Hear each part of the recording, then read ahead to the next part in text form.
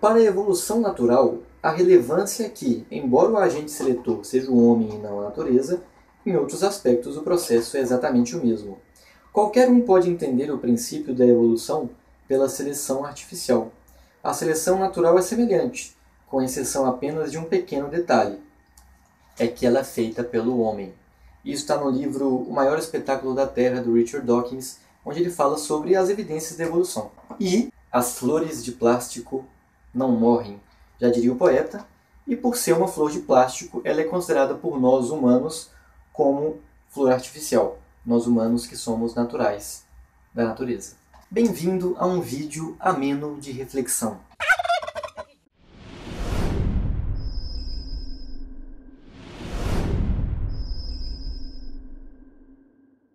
Bom, o que me motivou a fazer esse vídeo, falar sobre esse tema, foi basicamente o livro do Dawkins. Eu já tinha pensado um pouco sobre esse assunto, mas o Dawkins me fez pensar mais um pouco sobre o cerne da discussão é a palavra artificial e a palavra natural.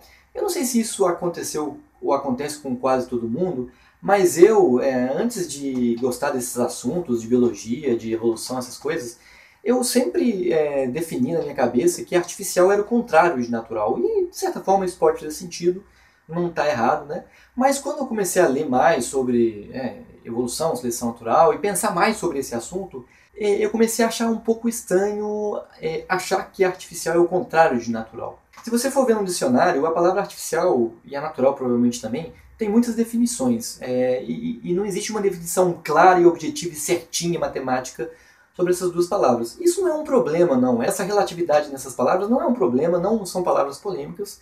É só uma reflexão mesmo que eu estou fazendo, mas é uma reflexão que as coisas encaixam quando eu faço esse tipo de reflexão. Pelo menos fazem eu entender melhor algumas coisas na biologia. Vamos pegar um exemplo, né? Por exemplo, o sanduíche natural. Muita gente sempre se pergunta, né? Isso costuma até ser piadinha. Sanduíche natural? Sanduíche natural nada, né? Sanduíche natural tem maionese, e maionese é lá natural.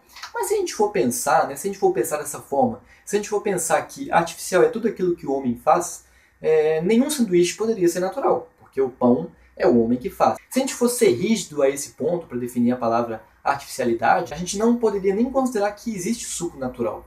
Porque para o suco existir, a gente tem que pegar a fruta, cortá-la no meio e espremer. Então já tem a nossa mão também. Então é claro que assim, existe uma arbitrariedade, existe um certo nível de mão humana que a partir desse ponto, que não é muito claro, e não tem problema assim, mas que não é muito claro mesmo, a partir desse certo ponto a gente considera que a partir daí é artificial. A gente considera, é mais ou menos consenso, que cortar uma fruta e espremer tem a mão humana, mas assim, é uma intervenção tão pequena frente a tudo que a natureza proporcionou que a gente considera ainda como natural.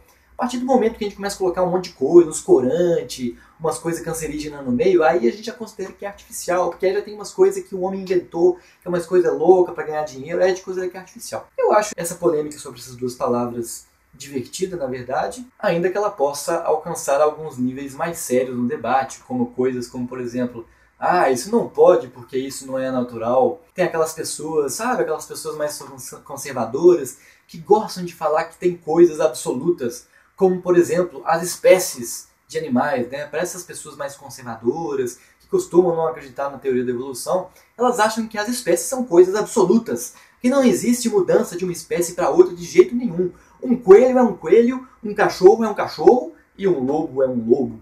Voltando um pouco ao que o Dawkins dizia, né, ele comenta no começo desse livro, falando sobre a seleção artificial dos cães, que foi uma seleção artificial porque nós, os humanos, a fizemos, nós ficamos lá selecionando as características que a gente queria. Ele fala como que o cão se modificou em tão pouco tempo.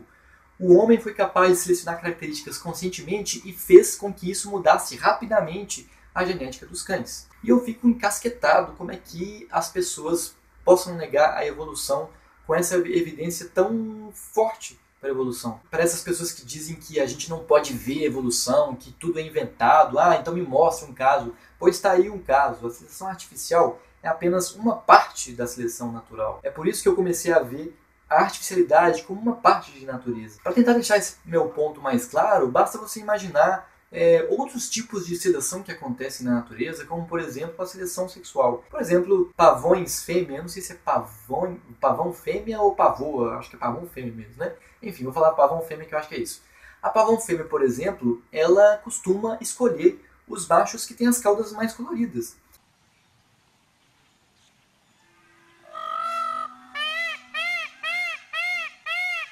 Ela também está fazendo uma seleção. No caso, a gente chama de seleção natural porque não está acontecendo na nossa espécie. Está acontecendo em outra espécie. E a gente fala assim, não, mas porque ela é da natureza. Mas espera aí, quando a gente está selecionando alguma característica do cão, a gente também não é da natureza, não? A gente, por acaso, está em Marte fazendo essa seleção? A gente está em um universo paralelo? Não é só porque a gente, nossa espécie, está selecionando que não é seleção natural. Acontece que a gente dá um nome de seleção artificial só para diferenciar de seleções que acontecem em outras espécies. Assim como a gente chama isso aqui de uma flor artificial, é só para a gente comunicar e dizer que esta flor foi feita com um mecanismo que o homem inventou, que a nossa espécie inventou. A palavra artificial e natural é só uma forma de a gente expressar alguma coisa. Em vez de a gente chamar isso aqui flor que não nasceu da terra, mas nasceu por outro método, a gente chamou essa expressão toda longa de flor artificial. A gente deu um nome para isso. É só para expressar. Mas, se você for pensar, essa flor também foi feita com coisas que a gente achou na natureza. Aliás, qualquer coisa, seja isso, ou seja um carro, ou seja uma TV, um avião, ela também foi feita com coisas que a gente achou na natureza. Acontece só que a gente tem uma mente tão evoluída, um raciocínio tão grande, um cérebro grande, que a gente conseguiu construir coisas incrivelmente incríveis. E aí a gente chama todas essas coisas de artificiais, como se elas também, no fim das contas, não viessem da natureza.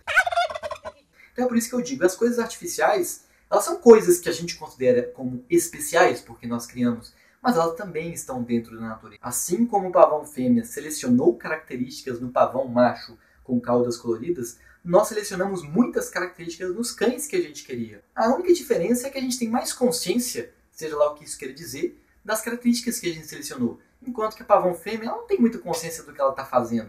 Mas ela também selecionou. É claro que assim os conservadores, as pessoas que negam a teoria da evolução, vão dizer que, mas mesmo que isso tenha acontecido mesmo, que a gente tenha selecionado e que você considere isso como uma seleção natural, mas você não viu, por exemplo, um lobo virando um cão. Um cão sempre foi um cão. Eu não sei o que essas pessoas teriam a dizer, por exemplo, então, com um cruzamento entre cães e lobos, que dão cães-lobos que não são estéreis. São cães-lobos que podem gerar descendentes.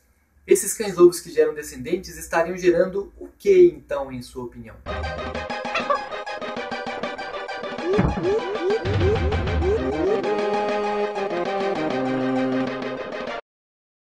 É claro que quanto mais próximo duas espécies são, mais complicada fica a discussão na biologia se são da mesma espécie ou se não são, ou se deveria dividir em raça ou não deveria. Por exemplo, se eu mostro para você essas três figuras aí na tela, se alguém fosse usar o critério de que os dois mais parecidos fisicamente são da mesma espécie, iam concluir erradamente que esses dois aí mais parecidos são da mesma espécie, sendo que um é um lobo, outro é o cão. Você aí em casa lendo a Bíblia com o seu cãozinho do lado, com a teoria da evolução debaixo do seu nariz, eu acho que você deveria parar de ler a Bíblia e ler mais esse livro, que é muito mais emocionante e informativo.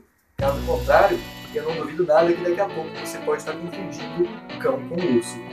Um abraço e até a próxima.